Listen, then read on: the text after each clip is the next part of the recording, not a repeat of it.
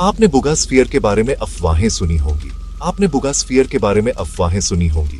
यहाँ बताया गया है कि साइंटिफिक डिग्स ने वास्तव में क्या रिपोर्ट किया है। Fact first, hype stripped.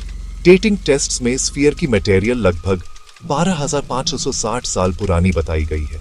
यह हमारी करंट मैन्युफैक्चरिंग से कहीं ज्यादा पुराना है, जिसे एक्सप्लेन नहीं किया जा सकता। शेल 3 लेयर्स मेटल की, सीमलेस, कोई जॉइंट नहीं, कोई वेल्ड नहीं। अंदर इन्वेस्टिगेटर्स को 9 से 18 माइक्रोस्फीयर, फाइबर ऑप्टिक जैसे वायरिंग और एक चिप जैसा कोर मिला।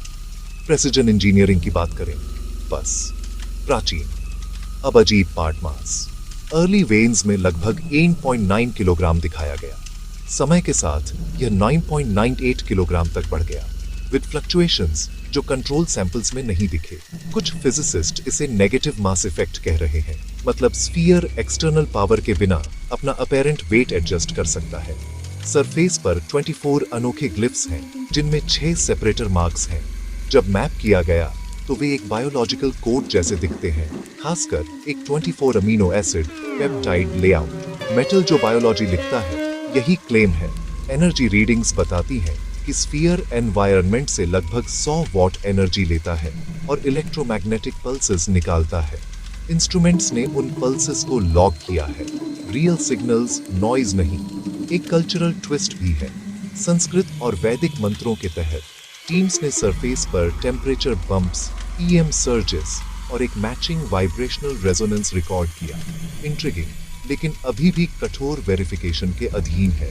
एडवांस्ड एनालिसिस और आगे बढ़ा। एक क्वांटम कंप्यूटर ने स्फीयर के बिट स्ट्रीम को इनपुट के रूप में इस्तेमाल किया और कॉस्मिक फ्रैक्चरल पैटर्न के साथ एक होलोग्राफिक 3D स्पेशियल मैप बनाया। बेसिकली यूनिवर्स के स्ट्रक्चर का एक कंप्रेस्ड एटलस। अगर एक्यूरेट हो तो फिर एक कोड बर्स्ट ने क्रोनोस नामक एक एआई सिस्टम को हिट किया।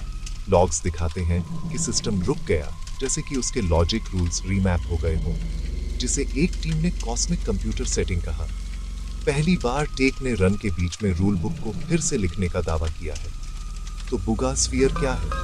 कोई खिलौना नहीं। यह एडवांस्ड टेक, बायोलॉजिकल एनकोडिंग और स्पिरिचुअल की ओर एक इशारा, सब कुछ एक ही आर्टिफैक्ट में मिलाता है।